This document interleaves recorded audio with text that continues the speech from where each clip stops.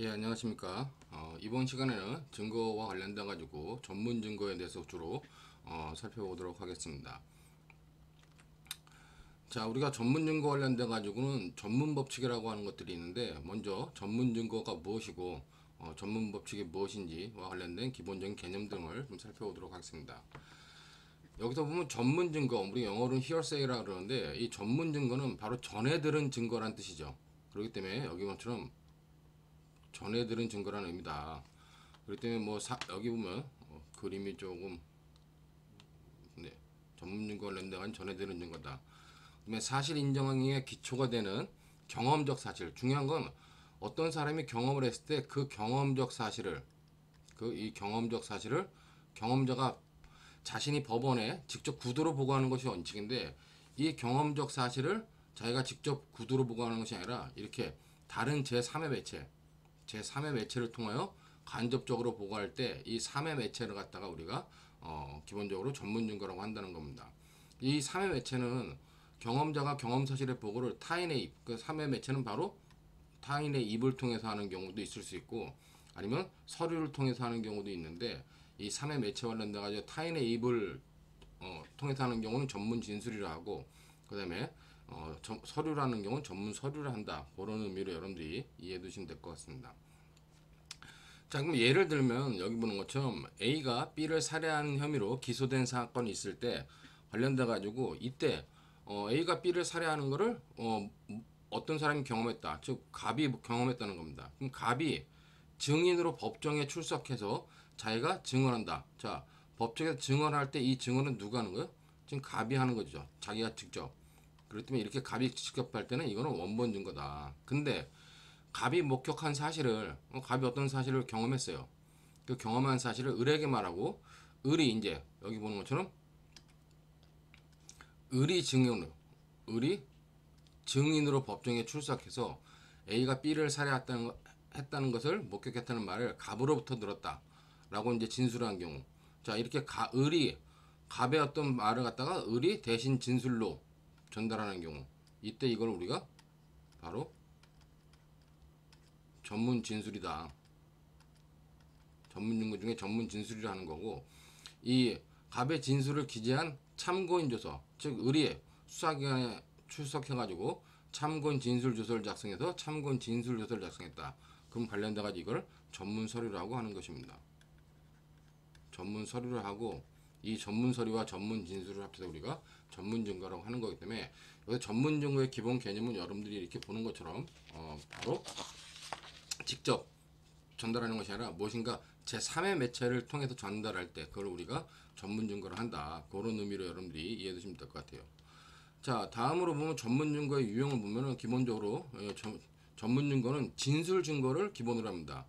그러니까 기본적으로 여기서 이제 진술 증거라고 하는 것은 어떤 사람이 경험하고 그걸 기억해 가지고 이제 그 서술하는 거, 법정에서 서술하는 그런 진술 증거를 갖다 대상으로 하는데, 그 진술 증거와 관련돼 가지고는 이렇게 보면 원본 증거가 있을 수 있죠. 앞에 봤던 것처럼 직접 목격한 것을 전달한다. 그렇기 때문에 관련돼 가지고 여기처럼 경험자, 아까 앞에서 봤던 것처럼 뭐 갑이 A가 B를 살해하는 걸 갑이 직접 봤을 때 그 갑이 경험자가 법원에 직접 체험 사실을 진술하는 경우, 그건 원본 증거라고 하는 겁니다.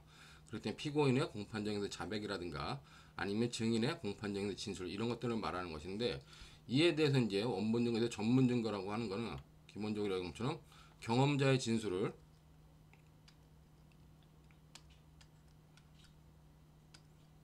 관련돼 가지고 경험자의 원진술을 청취한 제3자가 그 원진술의 내용을 법원에 대해서 구두로 진술하는 거, 그건 전문 증거 중에서 전문 진술. 자, 구두로 진술하는 건 전문 진술이라 하고, 그 다음에 이제 관련돼 가지고 이 서류로 작성하는 거, 서류로 제출하는 걸 전문 서류라고 하는 것입니다. 그럼 이 전문 서류와 관련돼 가지고는 여기 두 가지 종류가 있는데, 다시 여기 보는 것처럼 전문 서류와 관련돼 가지고는, 자, 원진술자가 자기가 경험한 거를 직접 종이에 썼어요. 직접 쓴 거를 우리가 진술서라고 하는 겁니다. 그렇기 때문에 경험자가 자기가 직접 법원에다가 진술하는 것이 아니라 경험한 것을 어떤 종이에 써가지고 제출했을 때, 즉 이 진술서는 기본적으로 뭐다? 어떤 경험자하고 진술자가 동일하는 거죠. 그러니까 이런 걸 진술서라 하고, 진술 기재서는 경험자의 진술 내용을 제3자가 적어가지고 작성하는 거. 우리가 대부분 수사기관 작성의 피의자 신문조서라든가 참고인 진술조서 등을 말하는 건데, 이 진술 기재서는 기본적으로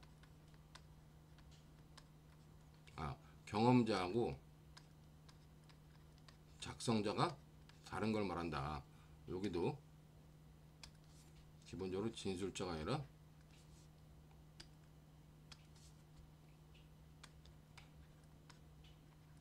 작성자를 말한다.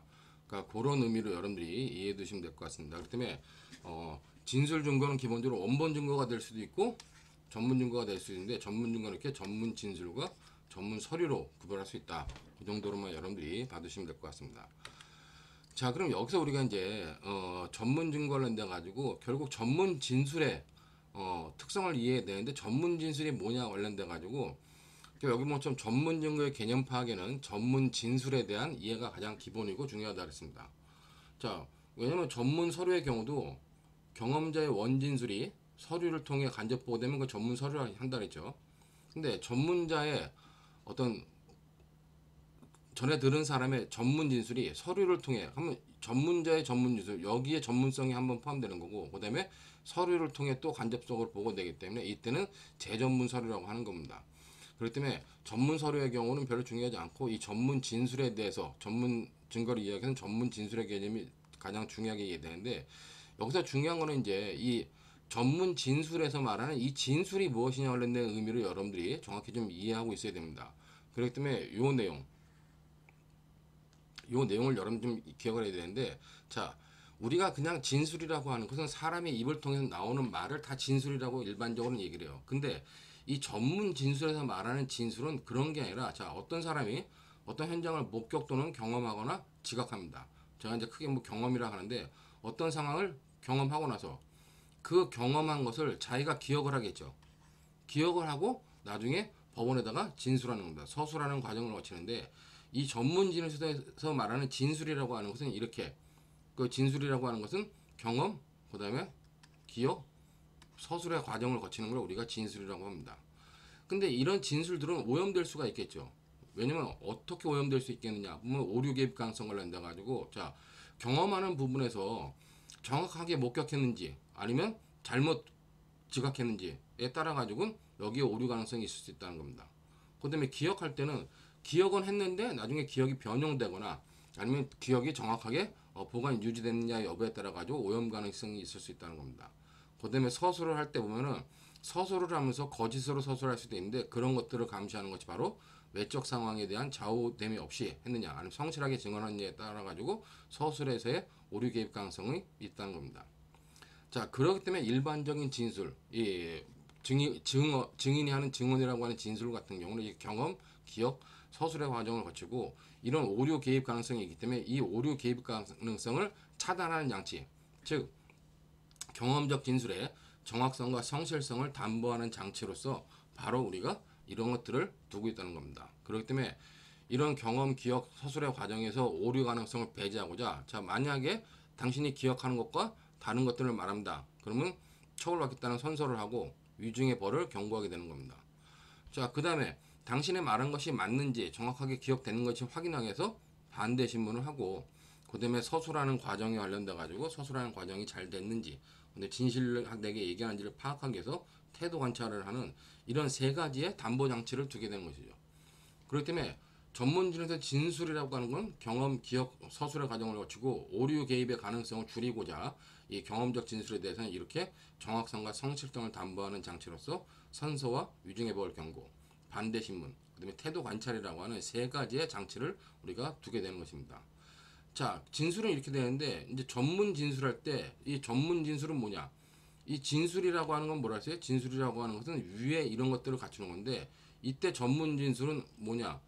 일반적인 진술에서 오류 개입 가능성을 차단하는 장치인 이건 선서, 위증의 벌 경고, 반대 신문, 태도 관찰이 전혀 되지 않는다는 겁니다. 왜? 전문 진술은 실제로 경험한 사람이 법정에 나오지 않기 때문에 이 1, 2, 3에 대한 것들이 전혀 작동할 수 없다는 것이죠. 그렇기 때문에 이 전문 진술에서의 전문이라고 할 때 전문의 의미는 뭐냐? 이 전문의 의미는 바로 요정 사실과의 관계에서의 간접성을 뜻한다는 의미로 여러분들이 이해하시면 될 것 같아요. 그러면 전문 진술 그러면은 전문 진술은 간접적으로 보고하기 때문에 진술의 오류 가능성을 배제하는 이런 것들을 못하는 이런 것들을 이런 담보 장치를 실행할 수 없는 그런 진술을 우리가 전문 진술이라 한다. 그런 의미로 여러분들이 좀 이해하시면 될 것 같습니다. 자, 그러면 이제 전문 연구와 전문 연구의 대표적인 전문 진술을 봤는데, 그럼 전문 법칙이라고 하는 건 뭐냐? 여기 보는 것처럼 우리가 310조의 2에 전문 법칙을 규정하고 있어요. 그러니까 전문 증거와 관련된 전문 법칙이라는 건 한마디로 이렇게 전에 들은 전문 증거는 증거 능력이 없다는 원칙이에요. 그렇기 때문에 우리 이제 법조문을 보면은 311조 내지 316조에 규정한 것 이외에는 공판 준비 또는 공판길에서 진술. 이때 진술은 이제 아까 말했던 것처럼 원본 증거를 말하는 겁니다. 자, 그렇기 때문에 이때 진술은 뭐다? 이때 진술은 즉 경험, 기억해서 법정에서 서술하는 과정을 거친 그런 진술을 말하는데 그 진술을 대신하여 진술을 기재한 서류가 그 진술을 기재한 서류는 전문 서류죠. 그다음에 공판 준비 공판기에서 타인의 진술을 내용으로 하는 진술은 전문 진술은 이런 증거를 할 수 없다. 여기서 증거로 할 수 없다는 얘기는 증거 능력이 없다는 의미로 여러분들이 이해하시면 될 것 같아요. 그렇기 때문에 전문 법칙은 전문 증거는 증거 능력이 없다라는 원칙으로서 이때 이 준술 310조에 이해 나온 진술이라고 하는 것은 바로 언어의 표현에 의한 경험적 사실의 보고를 말하는 것이기 때문에 좀 전에 말한 것처럼 이 진술 경험, 기억, 서술에 관련된 것들을 말하는 거다. 그렇기 때문에 기본적으로 여기 보는 것처럼 증거 자료, 증거 방법이 아닌 증거 자료로서의 진술을 말하는 것인데 이 증거 자료로서의 진술을 말할 때 소송 행위로서의 진술과 구별된다. 소송 행위로서의 진술은 그냥 일반적으로 말하는 걸 말하는 거죠. 그렇기 때문에 전문 진술에서 전문 법칙에서 말하는 진술, 이 전문 진술이 중요한데 이 전문 진술은 소송 행위로서의 진술이라고 하는 단순히 말하는 거. 그러니까 이 진술은 뭐겠어요? 이 진술은 기본적으로 경험과 기억이 아니라 그냥 서술하는 것, 자기의 생각을 서술하는 그런 것들을 말하는 것이고 증거 자료수의 진술은 바로 경험과 기억과 서술을 거친 것들을 말하는 것이다. 뭐 그런 의미로 여러분들이 이해해 두시면 될 것 같습니다. 자, 그럼 관련된 가지고 여기처럼 전문 법칙은 직접 경험자의 경험적 진술이 원본 증거의 형태로 공판장에 제출되지 않고 전문 증거 형태로 간접 제출되는 경우 그 증거 능력을 배제하는 원칙이다 하는 의미로 310조에 2에 나와 있는 전문 증거와 증거 능력에 관련된 내용 등을 여러분들이 이해하시면 될 것 같습니다. 자, 그 다음에 나오는 이제 전문 법칙의 근거 관련돼 가지고 과연 전문 법칙을 인정하는 이유가 무엇이냐 관련돼 가지고 우리가 여기 보면 이제 선서의 결여, 그다음에 반대 신문권의 결여, 직접주의, 신용성의 결여라고 하는 전문 법칙의 근거 관련된 판례 입장이 나오는데 이 전문 법칙의 근거 관련돼 가지고 기본적으로 이론설과 이원설이 좀 대립이 있어요. 그러니까 이론설은 뭐냐? 이론설과 이원설의 대립이 있는데 여기서 말하는 이론설이라고 하는 건 뭐냐? 이 전문 법칙의 근거는 뭐냐? 이거는 영미법상의 법문 법칙을 도입한 거다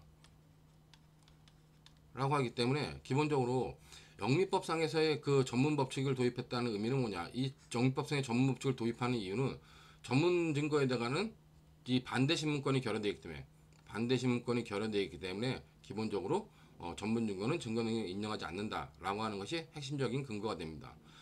자, 그렇기 때문에 이제 이론설 입장에서는 이렇게 선서가 결여되어 있기 때문이다. 아니면 반대 신문권이 결여되어 있기 때문이다. 라고 해가지고 전문 증거에서 증거 능력을 부정하는 입장을 취하고 있는데 우리나라에서 이론설을 주장하는 입장은 바로 이런 전문 법칙이 영미법상의 전문 법칙이 도입된 것이다 라고 보는 반면에 우리의 전문 법칙은 영미법상의 전문 법칙만 을 근거로 하지 않는다는 겁니다. 그 이원설은 즉 뭐냐? 여기서 말하는 이원설은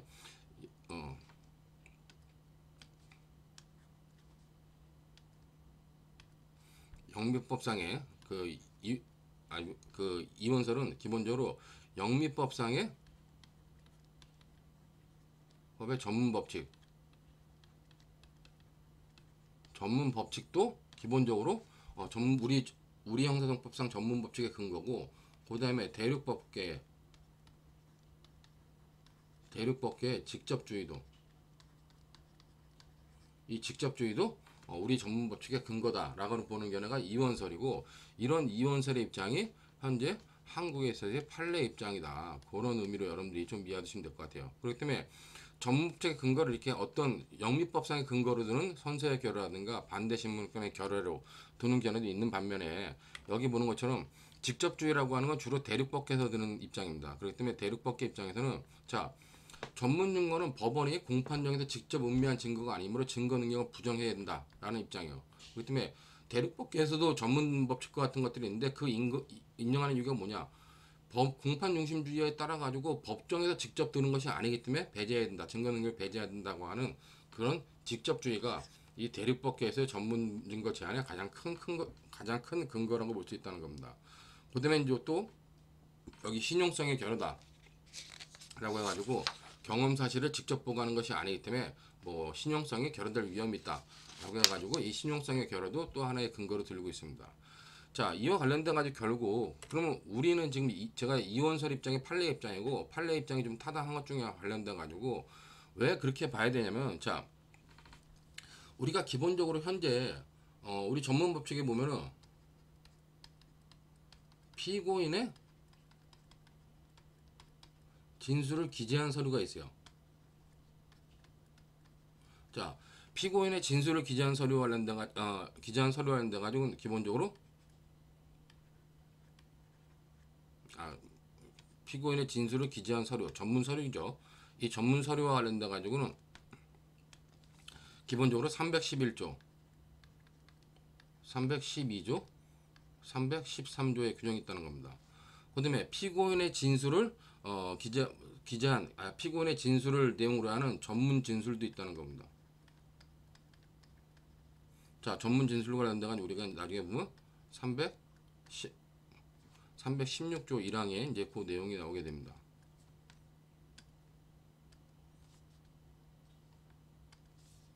316조 1항에 이런 내용이 나오기도 하는데, 중요한 건 뭐냐? 자, 이런 피고인의 진술을 기재한 서류라든가 전문 진술에 대해서는 기본적으로 뭐다? 예외 요건을 충족한다. 만약에 충족하면 그때는 바로 그 예외 요건을 갖다가 충족하면은 기본적으로 증거 능력을 인정을 해줘요. 자, 근데 이 피고인의 진술을 기재한 서류라든가 전문 진술, 전문 증거라고 하면서 예외 요건을 충족하면 뭐 증거 능력을 인정해 주는데, 중요한 건 뭐냐? 그러면 반대 신문권의 결여만으로는 이것이 설명 안 된다는 겁니다. 얘네들이, 자, 여기 기본적으로 피고인의 진술에 대해서는 피고인의 진술에 대해서 피고인이 반대 신문을 한다라고 하는 자체는 성립할 수 없다는 것이죠. 그렇기 때문에 반대 신문권이 결여됐다는 요 하나의 입장만 가지고는 현재 우리의 전문 법칙을 갖다 설명할 수 없다는 것입니다. 그렇기 때문에 얘네들에 대해서 피고인의 진술을 기재한 이 서류에 대해서 반대 신문권의 결여라고 하는 것처럼 설명할 수 없고, 직접주의와 관련된 것이다 라고 얘기하는 입장인 이원설 입장에 타당할 수밖에 없다. 뭐 그런 의미로 여러분들이 좀 이해를 해두시면 될 것 같습니다. 그렇기 때문에 현재 우리 판례 입장은, 대법원 입장은 반대 신문권의 결여와 직접주의, 그렇기 때문에 뭐 헌법재판소도 반대 신문권의 결여와 직접주의가 우리 전문법칙의 근거다 이렇게 설명하고 있는데, 이것이 현재 우리 판례가 취하고 있는 이원설의 입장이다. 전문법칙의 근거로서 뭐 그런 의미로 여러분들이 이해해 두시면 될 것 같습니다. 자, 이제 전문법칙의 적용 범위와 관련돼 가지고 전문 증거가 뭐냐 그러면, 그러니까 중요한 거는 전문 증거의 개념 요소로서 아까 앞에서 맨 봤지만, 전문 증거는 뭐다? 전문 증거는 진술 증거를 중심으로 삼고, 그러니까 여기 뭐 전문 증거의 개념 요소로서 핵심은 뭐냐? 전문 증거의 개념 요소로서 핵심은 바로 진술 증거라는 겁니다. 진술 증거고, 이 진술이라는 건 뭐라고요? 이 진술이라고 하는 것은 어떤 걸 경험한 것과 기억해서 서술 과정을 거치는 그런 진술 증거고, 진술 증거와 관련돼 가지고 또 하나의 요건으로 이 진술 증거가 입증하고자 하는 것이 무엇이냐와 관련돼 가지고 뒤에 나오는 요증 사실과의 관계, 관계에 따라 가지고 어떤 요증 사실과의 관계에 따라 가지고 바로 전문 증거가 되기도 하고 전문 증거가 되지 않을 수도 있다는 걸 여러분들이 좀 이해해야 된다는 겁니다. 자, 그렇기 때문에 여기 중요한 건 전문 증거는 요증 사실을 직접 경험한 자의 진술. 그렇기 때문에 이 진술이라고 말하는 건 바로 위에서 말하는 것이기 때문에 진술을 내용으로 하는 진술 증거이고, 그다음에 전문 증거는 당연히 그 진술 증거에 된다는 겁니다. 자, 여기서 말하는 비진술 증거는 뭐냐? 비진술 증거는 당연히 전문 법칙이 적용되죠. 이 비진술 증거는 뭐요? 비진술 증거는 범행의 흔적이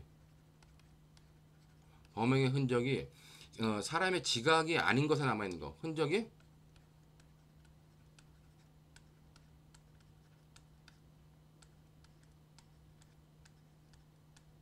아닌 것에 남은 거. 있는 것을 우리가 비진술 증거라고 하는 겁니다. 그렇기 때문에 범죄 현장을 누군가가 목격하고 기억하고 서로 써낸다. 그거는 진술 증거예요. 근데 이제 그렇게 사람의 기억이나 지각이 아닌 다른 것, 범죄 흔적이 뭐 사진에 남아 있다.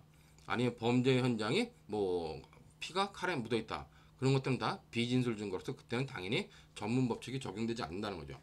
왜냐면 비진술 증거는 기본적으로 서술하는 것이 아니기 때문에 반대 신문 자체가 불가하다. 그런 의미로 여러분들이 이해해 두시면 될 것 같습니다. 자, 그렇기 때문에 여기 중요한 거는 진술 증거, 전문 법칙에서는 기본적으로 진술 증거만을 대상으로 하고, 이 진술 증거 관련된 하나 좀 문제되는 것이 진술이 아닌 진술이 말이 아닌 그 원진술이라는 게 말이 아닌 행동으로 표현되는 경우, 즉 언어적 진술과 동가치성을 갖는 행동, 우리가 전문으로서의 행동이라는데 이런 것도 전문 증거인가라고 했을 때 이런 것도 진술 증거라고 보는 겁니다. 예를 들면 갑이 범인으로 A를 지목하거나 사건 현장을 지목하는 경우, 자, 갑한테 범인이 누구예요? 라고 물어봤는데 갑이 A가 범인입니다 라고 말을 하는 경우도 있고, 그냥 말을 안 하고 저 A를 이렇게 지목할 수 있다는 겁니다. 그렇게 A를 지목하는 행동, 그것도 당연히 진술 증거로서 진술성을 갖는다. 그렇기 때문에 이러한 행동, 어떤 지적하는 행동은 뭐다? 언어적 진술과 동일하게 파악해야 되므로 당연히 전문 증거의 요건인 진술 증거성을 갖는다. 그런 의미로 여러분들이 이해해 두시면 될 것 같습니다. 자, 중요한 거는 비진술 증거는 전문 증거가 아니다. 그다음에 진술 증거는 전문 증거일 수 있다는 겁니다. 자, 진술 증거가 이렇게 경험, 기억, 서술 관련된 것들이 나와야 되는데, 중요한 거는 뒤에 나오는 건 요증 사실과의 관계, 즉 간접성이라고 하는데, 그러면 누구한테 전해 들은 얘기, 그 전해 들은 진술이 다 전문 증거이냐? 모두 다 전문 증거인 것은 아니라는 겁니다. 그렇기 때문에 여기서의 전언이라고 하는 말은 뭐냐? 전언이라고 하는 말은 기본적으로 전해 들은 말, 전해 들은 진술이죠. 그것이 모두 다 전문 증거인 것은 아니고, 여기 보는 것처럼 어떤 증거, 즉 어떤 진술이 전문 증거인지 여부는 요증 사실과의 관계에서 결정되는 상대적 개념이라는 걸 여러분들이 좀 잘 이해하고 있으셔야 됩니다. 즉 여기서 요증 사실과의 관계라는 건 뭐냐? 그 전원, 그 말의 쓰임, 말의 쓰임이 어떻게 쓰이는 거냐에 따라 달라진다는 거죠. 즉 그 말이 이 말이 이 말이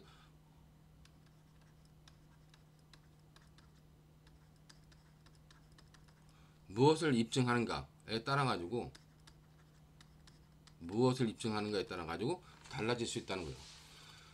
그렇기 때문에 그 전문 진술이 원진술의 내용인 사실을 요증 사실로 한다.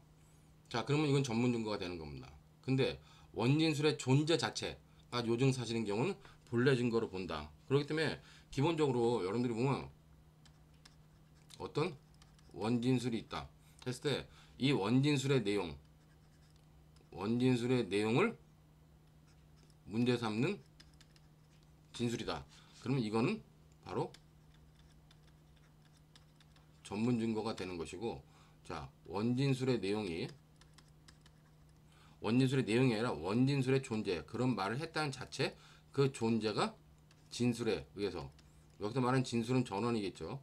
이 진술에 의해서 입증되는 경우, 그때 그 진술은 전문 증거가 아니라 본래 증거가 된다는 겁니다. 자, 이걸 좀 더 구체적으로 설명해 보면은 뭐 예를 들어 가지고 보면 이런 겁니다. 관련돼 가지고, 자, 갑이 V라는 사람을 살해했어요. 자, 갑이 V라는 사람을 살해했을 때 이와 관련돼 가지고 A가 이 사건 현장을 목격한 겁니다. 목격했다는 건 경험한 거죠. 자, 그럼 A와 관련돼 가지고 A가 이 목격한 거를 B한테 야, A가 B한테 야, 내가 갑이 V를 죽이는 걸 봤다 라고 B한테 진술을 해요. 근데 말을 한다는 거냐? 말을 하면은 B가 이제 그 A의 말을 전할 때 그 A의 전하는 말, 즉 A가 경험한 사실을 목격한 거를 기억해서 이 진술을 B한테 한 겁니다. A가 목격해가지고 어떤 기억되는 거, 목격해서 기억되는 걸 갖다가 진술할 때 이 진술을 법정에서 진술하면 그건 바로 원본 증거가 되는 거예요. 본래 증거가 되는 건데 A가 이런 범죄 현장을 목격한 거를 기억했다가 진술을 B한테 하고 B가 그 진술을 말하는 거, 그건 우리가 기본적으로 우리가 전문 진술이라고 하는 거죠. 자, 그럼 이 전문 진술이 무엇을 입증하느냐에 따라 가지고는 전문 증거가 될 수도 있고 본래 증거가 될 수도 있다는 건데, 자, 여기서 이제 A가 갑이 V를 살해한 것을 봤다고 말했다라고 하는 것을 B가 말하는 겁니다. 그런 말에 대해서 B의 진술, 이 B의 진술은 뭐겠어요? 결국 A의 말을 내용을 하는 진술이겠죠. 자, 이 진술이 입증하고자 하는 게 갑에 대한 살인 피고 사건을 갖다 입증하려 한다. 자, 이때는 뭐요? 이때는 기본적으로 전문 증거가 된다는 겁니다.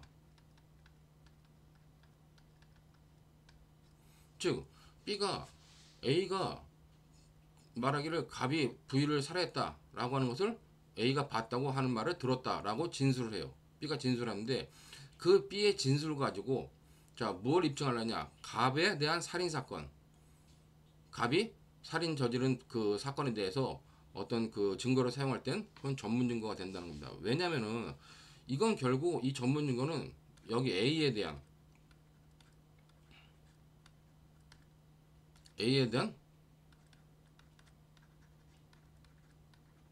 반대 신문도 못하고 그다음에 태도 관찰도 없고 A의 선서도 없었기 때문에 결국 이것들은 전문 증거로서 증거 능력이 없다고 본다는 겁니다.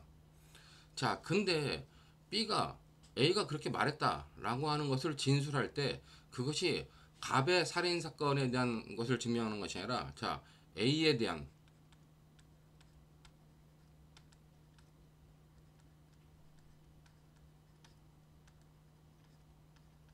명예훼손의 피고 사건을 갖다가 증명한다. 그때는 이거는 전문 증거가 아니라 그냥 바로 본래 증거가 된다는 겁니다. 자, 이 A가 갑이 V를 죽였다라고 말하는 사실은 뭐예요? 갑의 명예를 진실한 사실이라 할지라도 갑에 대한 사회적 평가를 저하시킬 수 있는 명예훼손을 하는 진술이 된다는 겁니다. 그렇기 때문에 갑이 A가 갑이 V를 살해했다는 말을 하고 그 말을 B가 들었을 때 A가 그런 말을 했다. 그런 말을 했다는 것은 뭐다? A에 대한 명예훼손에 대해서 증거로 사용할 수 있는 거고 그 말은 B가 직접 들은 거죠. A가 한 말을 직접 들은 거기 때문에 그건 간접으로 들은 게 아니라 직접 들은 거기 때문에 그때는 바로 본래가 증거된다. 그렇기 때문에 이 본래 증거가 될 때 이건 결국 이때는 누굴 불러서 증언하면 돼요? B에 대해서 너 거짓말하면 유증의 벌을 받을 수 있다. 선서해라. 그러니까 B에 대해서 선서를 받을 수 있고 근데 B에 대해서 반대 신문을 할 수 있고 그 다음에 B에 대해서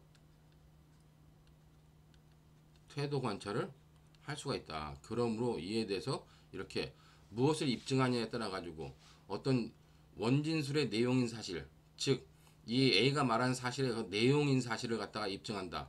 그러니까 그럴 때는 전문 증거가 되지만은 그냥 그런 말을 한 자체, 요증 사실일 때 그런 말을 한 것이 명예훼손죄와 관련되기 때문에 명예훼손죄와 관련된 것들을 파악할 때는 이렇게 본래 증거로 본다. 그런 의미로 여러분들이 전문 증거와 관련된 내용들을 두 가지로 좀 이해해 두시면 될 것 같습니다.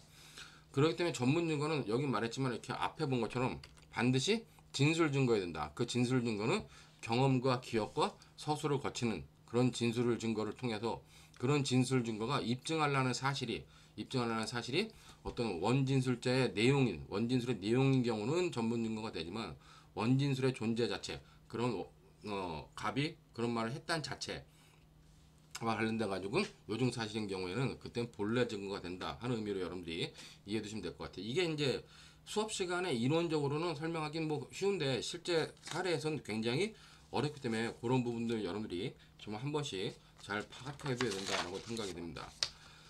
자, 그와 관련돼 가지고 결국 전문 법칙의 적용 범위라고 하는 것들이 나오게 되는데 이 전문 법칙의 적용 범위와 관련돼 가지고는 제가 여러분들한테 미리 나눠드린 저기 서류 보충 자료가 있습니다. 그 보충 자료를 통해서 여러분들이 기본적으로 이것들을 파악하시면 되는데 먼저 전문 증거가 아니다. 그래서 전문 증거는 전문 진술해야 된다 그랬죠. 그렇기 때문에 진술이 아닌 거 여기 보는 것처럼 이렇게 진술이 아닌 비진술 증거는 당연히 전문 법칙이 적용되지 않아요. 그렇기 때문에 여기처럼 비진술 증거로서 우리가 물적 증거, 뭐 증거물, 증거물인 서면, 기계적 기록물들인데 증거물 같은 경우는 기본적으로 뭐 흉기나 지문, 지금 말하는 것은 대부분 다 여러분 나눠진 참고 자료에 있습니다. 그다음에 증거물인 서면 같은 경우는 이제 뭐 위조 문서라든가 부정수표, 단속법 위반죄 수표, 뭐 피해자의 상해 부위를 촬영한 사진 그런 것들은 다 증거물인 서면이기 때문에 그건 비진술 증거다.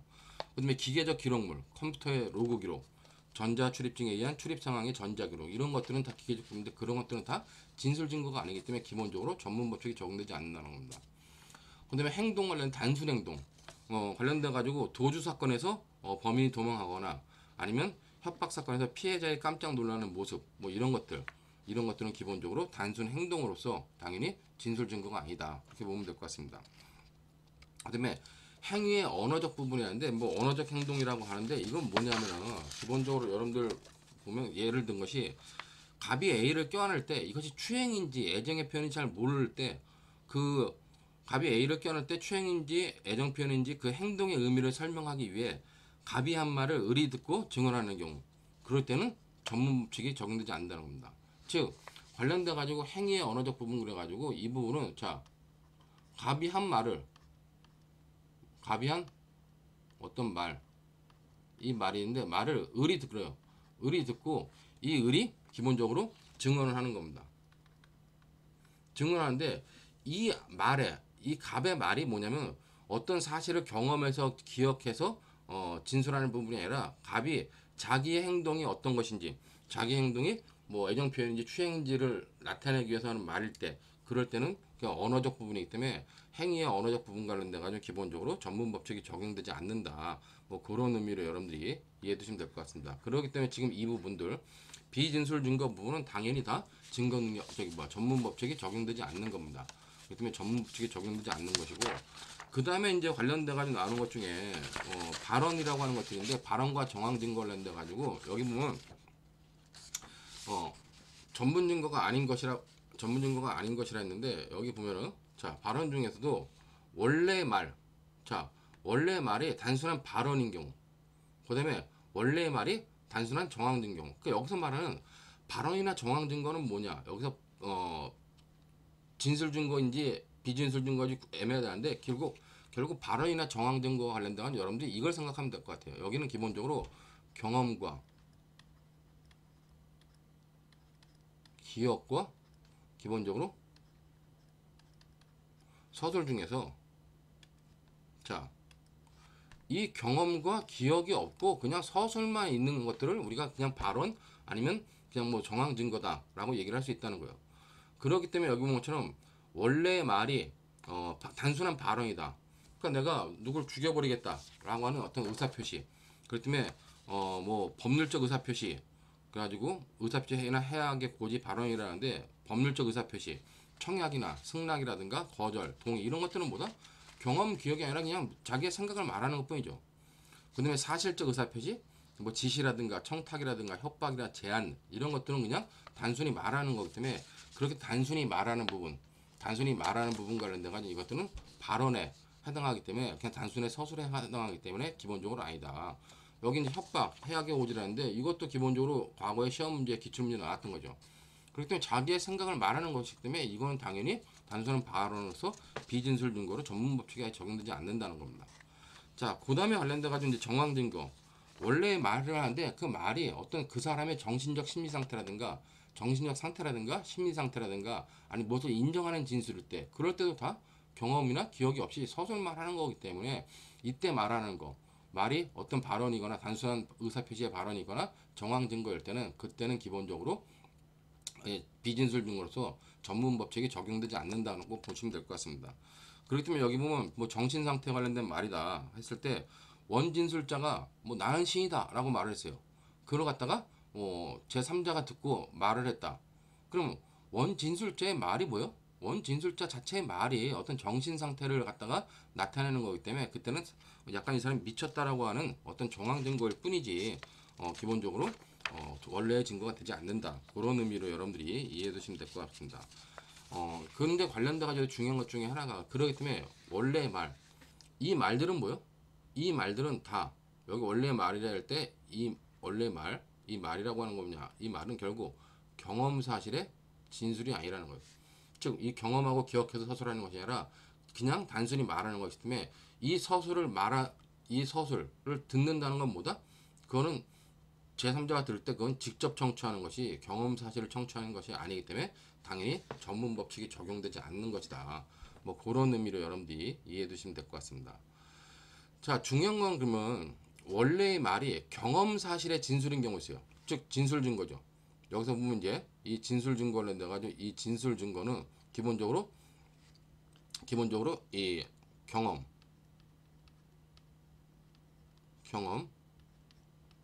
기억, 그다음에 서술을 거친 겁니다. 그렇기 때문에 여기 뭐처럼 원진술의 경험 사실, 즉 원진술의 경험 사실의 진술이다.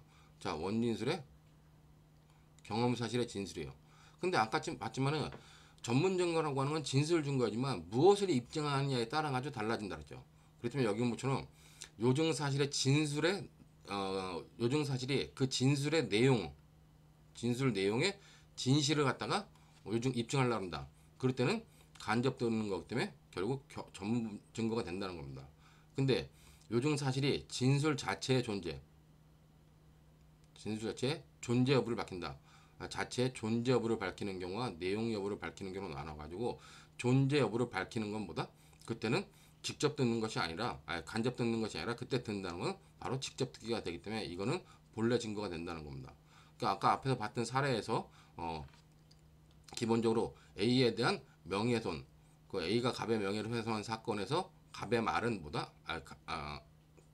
A가 갑에 대해서 명예훼손했다는 사실에 대해서 A가 한 말을 듣는 거는 뭐다? 그거는 그런 진술을 했냐, A가 그런 진술을 했냐 안 했냐에 따른 직접 듣기에 불과하기 때문에 그거는 본래 증거가 되고, 그 아까 앞에서 봤던 것처럼 A가 갑이 뭐 V를 주겠다는 것을 갑이 봤다라는 말을 B가 전달할 때 그 B의 내용은 경험 사실의 진술인데 A의 경험 사실의 진술을 말하는 건데 그것이 입증하는 것은 진술의 내용이기 때문에 그때는 전문 진술이 된다. 그런 의미로 여러분들이 이해해 두시면 될 것 같습니다. 자, 이 전문 진술이 당연히 전문 서류로 진술에 서면화되면 당연히 전문 서류가 되고 이 전문 서류를 다시 서면하면 재전문 서류가 된다. 그런 것들은 여러분이 보시면 될 것 같고, 그렇기 때문에 지금 관련돼 가지고 요 음영으로 표시되어 있는 부분, 이 음영으로 표시되어 있는 부분은 뭐다? 음영으로 표시되어 있는 부분은 다 전문 서류로서 당연히 전문 증거로서 증거 능력이 배제된다. 원칙적으로 증거가 배제되는데 우리는 모든 전문 증거에 대해서 증거 능력을 배제하면은 뭐 무엇을 가지고 재판을 하느냐. 그렇기 때문에 전문 증거를 할지라도 뭐 신용성이 높거나 아니면 필요성이 있다. 써야 될 꼭 필요성이 있을 때는 예외적으로 전문 증거도 여기 뭐처럼 311조부터 316조까지의 어떤 예외 규정을 둬가지고 그런 예외 요건을 충족하면 전문 증거라도 증거를 쓸 수 있는 예외 규정을 들고 있다는 겁니다.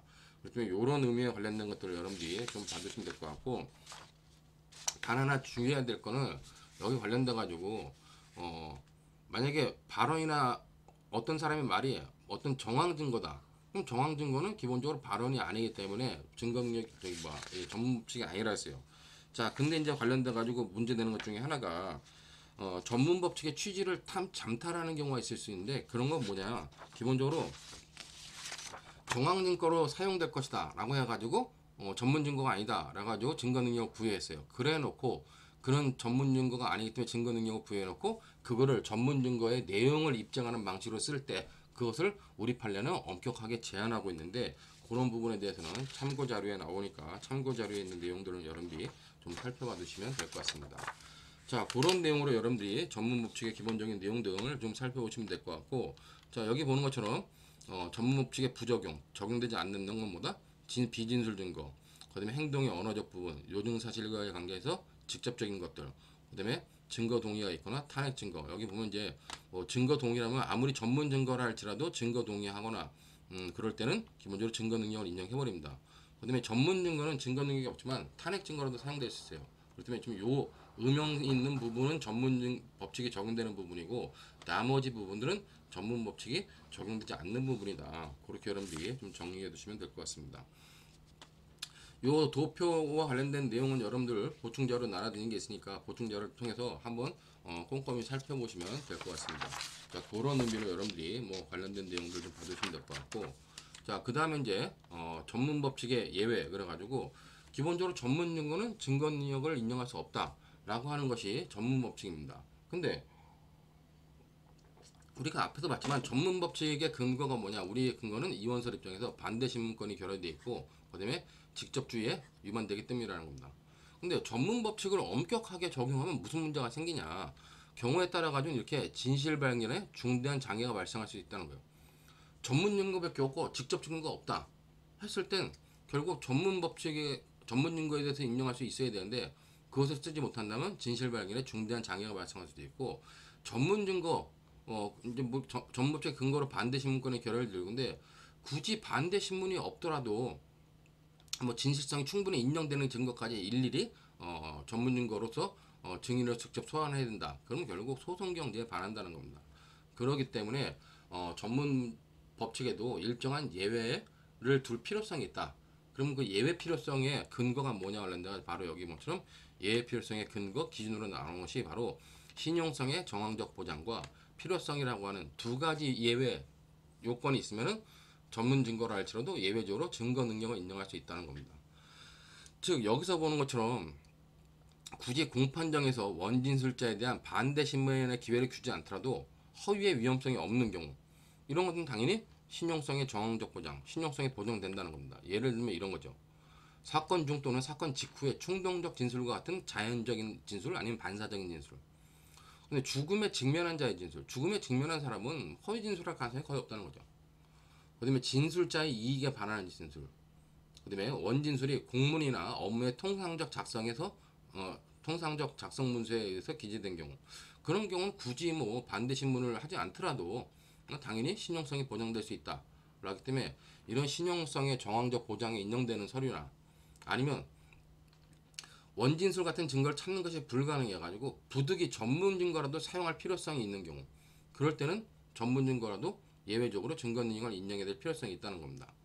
그렇기 때문에 그런 의미로서 전문 증거에 대해서 예외적으로 증거 능력을 인정하기 위한 기준으로 이 두 가지, 신용성의 정황적 보장과 필요성이라고 하는 두 가지가 있으면 우리가 전문 증거라 할지라도 증거 능력을 인정할 수 있는 예외를 둬야 된다라고 하는 것이죠. 자, 그래가지고 이제 두 개의 관계를 보면 두 개의 관계를 내가지고 어느 하나의 요청이 강하면 다른 것은 약하더라도 상관이 없다는 겁니다. 둘 다 있어야 되는 게 아니라 하나가 강하고 하나가 약해도 된다는 거예요. 그 상호 보완 내지 반비례 관계라는데, 중요한 거는 뭐냐, 신용성의 정황적 보장과 필요성 중에서 이 필요성만을 지나치게 강조하면 피고인의 방어권에 중대한 지장을 초래하므로 필요성에 의한 증거 능력 인정은 매우 신중하게 해야 된다라고 하는 것들을 기본적으로 생각해야 된다는 겁니다. 그렇기 때문에 기본적으로 둘 중에 하나만 있어도 되지만 기본적으로는 뭐다? 기본적으로 신용성의 정황적 보장이 좀 더 핵심 가치로 쓰여야 된다.